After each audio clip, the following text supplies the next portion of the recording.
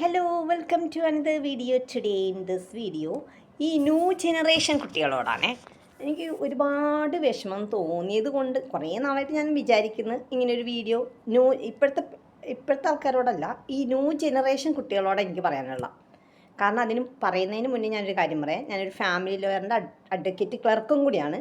അത് പറയാൻ കാരണമുണ്ട്, വ്യക്തമായ കാരണമുണ്ട്. അതുകൊണ്ട് ഞാനിത് അവിടെ പറഞ്ഞത്. ഈ ന്യൂ ജനറേഷൻ പിള്ളേരുടെ കാര്യം എന്താണെന്ന് വെച്ചിട്ടുണ്ടെങ്കിൽ 18 വയസ്സാവാൻ കാത്തിരിക്കും. എന്നിട്ട് അവർ ഒരു അഫെയറൊക്കെ ഉണ്ടാവും. 19 വയസ്സാകുമ്പോൾ അവരുടെ കല്യാണം കഴിയും. 20ാമത്തെ വയസ്സിൽ 18 വയസ്സിൽ കല്യാണം കഴിക്കും. 19ാമത്തെ വയസ്സിൽ കുട്ടികളാവും. 21ാമത്തെ വയസ്സിൽ ഡിവേഴ്സാവും. പിന്നെ അടുത്ത ആൾക്കാരെ കല്യാണം കഴിക്കും. ഇതാണ് ഈ ന്യൂ ജനറേഷൻ കുട്ടികളിൽ കണ്ടുവരുന്നത്. കാരണം അവരുടെ സമൂഹം അവരെ വളർത്തി വിട്ടേക്കണം അങ്ങനെ. എൻ്റെ ലൈഫ് എനിക്കിഷ്ടമുള്ള പോലെ ജീവിക്കും. കേവലം ഒരു നിസാര അവൻ കുളിക്കത്തില്ല, അവൾ കുളിക്കത്തില്ല, അങ്ങനെയുള്ള കേവലം നിസ്സാര കാര്യങ്ങൾക്കാണ് ഈ കുട്ടികൾ ഡിവേഴ്സ് ചെയ്യുന്നതെന്ന് ഓർക്കണം. പണ്ടത്തെ ആൾക്കാരെ പോലെയല്ല. പണ്ടത്തെ ആൾക്കാരെന്ന് പറഞ്ഞാൽ എന്താ പറയണേ, പെൺകുട്ടികൾ സഹിച്ചും ക്ഷമിച്ചും അങ്ങനെയുള്ളൊരു മെൻറ്റാലിറ്റിയോട് കൂടിയാണ് 90 കിഡ്സ് വളർന്നു വന്നേക്കണം. പക്ഷെ ഇപ്പോഴത്തെ കുട്ടികൾ അങ്ങനെയല്ല. അവൻ എൻ്റെ അടുത്ത് മോശമായി പെരുമാറി, ഞാൻ അവനെ ഡിവേഴ്സ് ചെയ്യും. അവൾ എൻ്റെ അടുത്ത് മോശമായി പെരുമാറി, ഞാൻ ഡിവേഴ്സ് ചെയ്യും. ഇങ്ങനെ ഈ നമ്മുടെ എറണാകുളം ഫാമിലി കോടതിയിൽ ഡിവേഴ്സ് കേസുകൾ കൂടി വന്നിട്ട് അത്രയും കേസുകൾ അവിടെ എടുക്കാൻ പറ്റാഞ്ഞിട്ട് പറൂർ കോടതിയിലോട്ടും കൂടിയാണ് മാറ്റി വെച്ചേക്കുന്നത്. അവിടെയും കൂടി കോടതി പറ്റി. അപ്പോൾ അത്രയും കേസുകളാണ് നമ്മൾക്ക് പെരുകി വരുന്നത് എറണാകുളം കോടതിയിൽ. പിന്നെ എത്രയൊക്കെ എനിക്കറിയില്ല. അപ്പോൾ അത്രയും കേസുകൾ കൂടി വരുന്നുണ്ട്. ഞാൻ ഈ കുട്ടികളോട് പറയണത് എന്താണെന്നറിയാമോ? നിങ്ങളുടെ ലൈഫാണ്. നിങ്ങൾ വേറെ കല്യാണം കഴിക്കുക, രണ്ടാമത് കല്യാണം കഴിക്കുക, 10 കല്യാണം കഴിക്കുക, അതൊക്കെ നിങ്ങളുടെ ഇഷ്ടം. നിങ്ങളുടെ ഇഷ്ടത്തിന് ജീവിച്ചോ. പക്ഷേ ഒരു അപേക്ഷ നിങ്ങളോട് പറയാനുണ്ട്.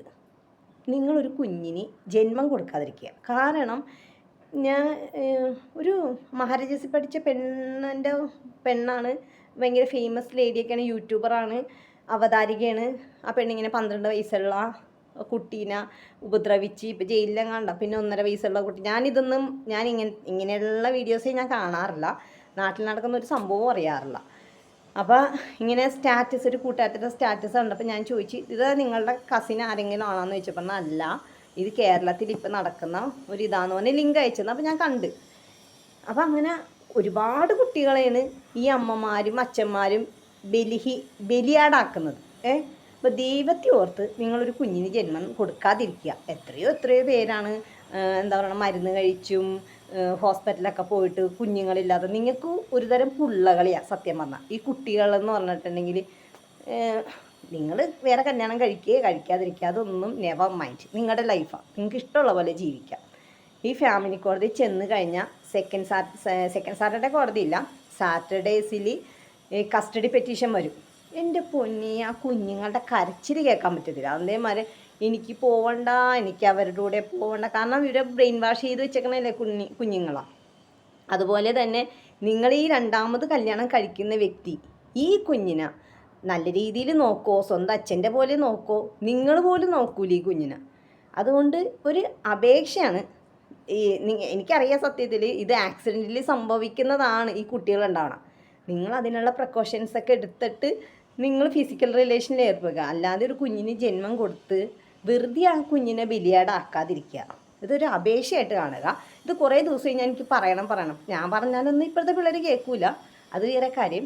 അതൊക്കെ നിങ്ങളുടെ ഇഷ്ടം. പക്ഷേ പറയാതിരിക്കാൻ വയ്യ. അതുകൊണ്ട് ഒരു അപേക്ഷയാണ്, അപേക്ഷയായിട്ട് കാണുക.